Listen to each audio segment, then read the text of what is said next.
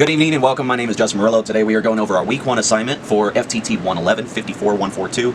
Today we're going to be going over properly checking your firearm and making sure that it is completely safe and able to be operated on and able to be worked on. So let's go ahead and dive right. Okay, so first things first, before we start discussing our 10.5 AR right here, we are waiting on a can for it, but anyways, we want to go ahead and clear the space, right? We don't want any ammunition or anything like that. If you are going to have ammunition, make sure it's a dummy round and it is marked. This one, I have the primer pulled out, I have it clearly marked, and also I went ahead and cleared it out before I started the video. So this is our one dummy round that is staying visible right there throughout the entire video. Okay, so let's discuss the process of clearing your workspace. We've already went ahead and got rid of all live ammunition. This is our blank. We're going to set that clear and in view. We're going to go ahead and make sure our 10.5 build is clear. Visually check, manually check, clear, and then we're going to go ahead and pop it open. All that fun stuff, cool. I like to go ahead and just pull everything apart as it is. Cool deal. Keep everything together, keep it all contained. There we go. Okay, so the first thing we did is we went ahead and made sure that everything was clear. Also, we went ahead, just for the sake of safety, go ahead and pull the bolt carrier out. But we'll go ahead and place it all back in here and ensure that everything is clear. Don't mind my little friend right there. Okay, for the sake of this video, we have an empty magazine. Nothing in it. We are going to use our dummy round, which does not have a primer. Everything has been extracted, all the powder, everything is such. We're going to go ahead and place that and go ahead and go over the cycle of operations.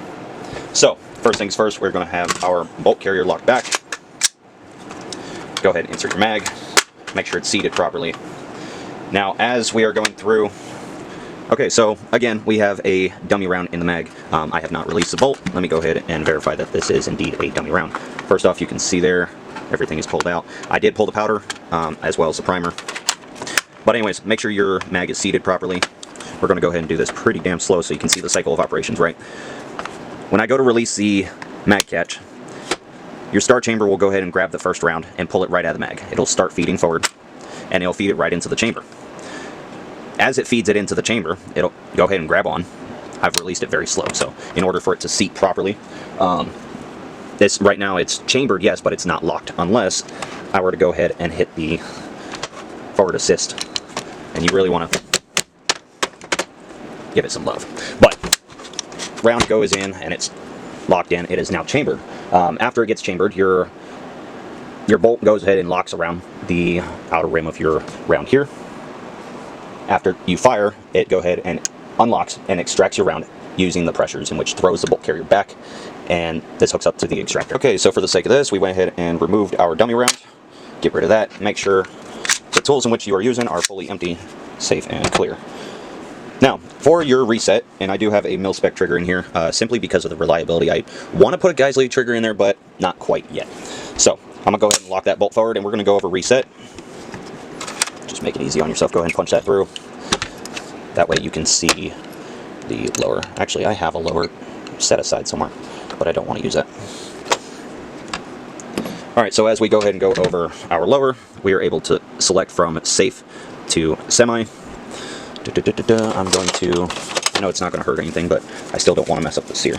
So I'm going to go ahead and set that there. As you pull the trigger, it go ahead and releases the sear, and things as such. Now, I'm holding the trigger back for the reset, but as you pull the trigger back, it catches back onto the sear and pushes your trigger forward, and that's where you get that audible kind of reset.